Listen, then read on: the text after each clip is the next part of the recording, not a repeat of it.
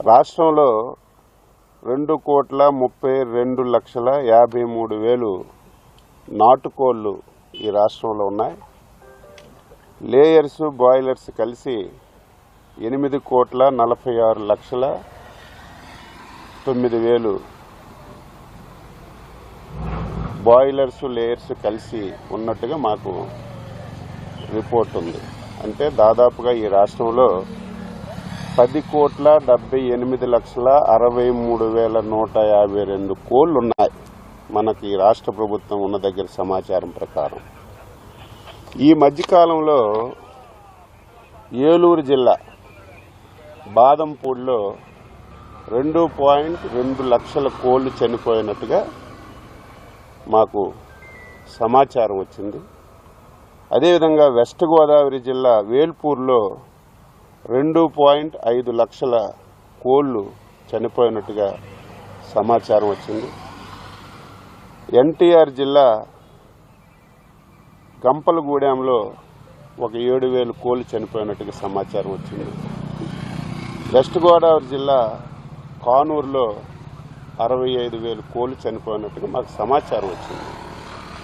వెంటనే రాష్ట్ర ప్రభుత్వం అలర్ట్ అయి అధికార యంత్రాంగానికి పంపించి అక్కడ ఏవైతే చనిపోయే బర్డ్స్ అన్నీ కూడా అత్యంత ఆధునికమైనటువంటి ల్యాబ్ భోపాల్లో ఉంటే అక్కడ పంపించాం.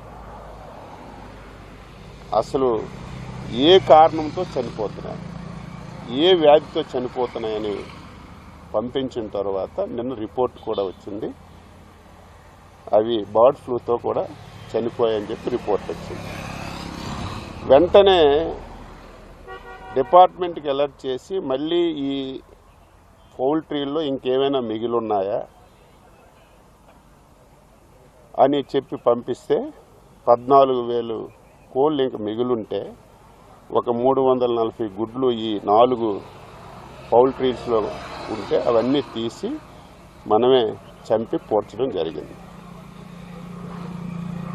ఈరోజు రాష్ట్రంలో 10 కోట్ల చిల్లర కోళ్ళుంటే దాదాపుగా 5,42,000 కోట్లకి ఈ ఫ్లూ వచ్చి చనిపోయినట్టుగా మనకి రిపోర్ట్ వచ్చింది.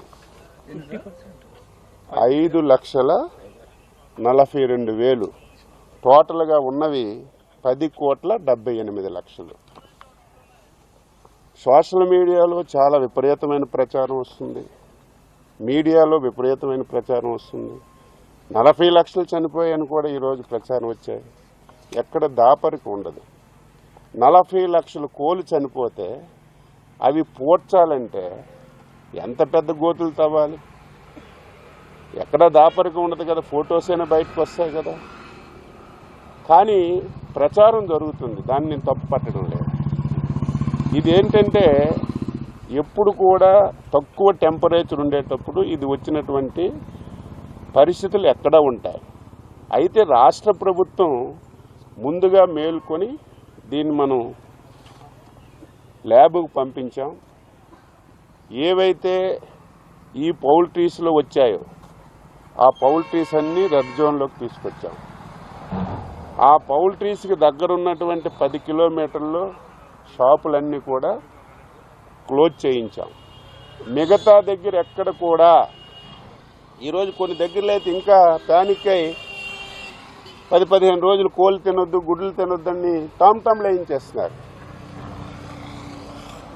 రాష్ట్ర ప్రభుత్వం తరఫున స్పష్టంగా హామీ ఇస్తున్నాం, దీని నుంచి ఆందోళన చెందవలసిన అవసరం లేదు. ఇది పూర్తిగా తగ్గుముఖం పట్టింది. దానికి కారణం ఏమిటంటే టెంపరేచర్ ఎంత ఎక్కువగా పెరిగితే అంత వేగంగా ఈ వ్యాధి తగ్గుముఖం పడుతుంది. ఈ మధ్యకాలంలో మీరు చూశారు, టెంపరేచర్ కూడా విపరీతంగా పెరిగింది. ఇదేదో డైరెక్ట్గా కోడి మాంసం తినరు, డైరెక్ట్గా గుడ్లు తినరు.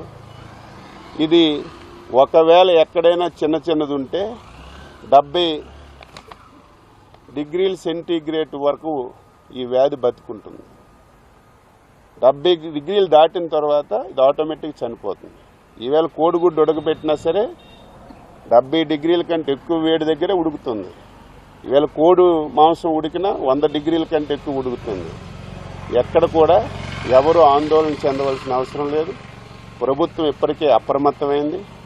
ఇది కూడా ఎందుకు వచ్చిందని చెప్పి మేము డీటెయిల్గా దీని మీద ఎంక్వైరీ చేస్తే ఈ పౌల్ట్రీ వాళ్ళు సరిగా శానిటేషన్ చేయకపోవడం వల్ల, సరైనటువంటి నియమ నిబంధనలు పాటించకపోవడం వల్ల ఈ 4-5 ప్రాంతాల్లోనే వచ్చింది. ఇది బాగా తగ్గుముఖం పట్టింది. అయితే సోషల్ మీడియాలో విపరీతం రావడం వల్ల చాలామంది ఆందోళన చెందుతున్నారు. ఎవరూ ఆందోళన చెందవలసిన అవసరం లేదు. దీనివల్ల ఎటువంటి ఇబ్బంది ఉండదని చెప్పి నేను స్పష్టంగా తెలియజేస్తున్నాను.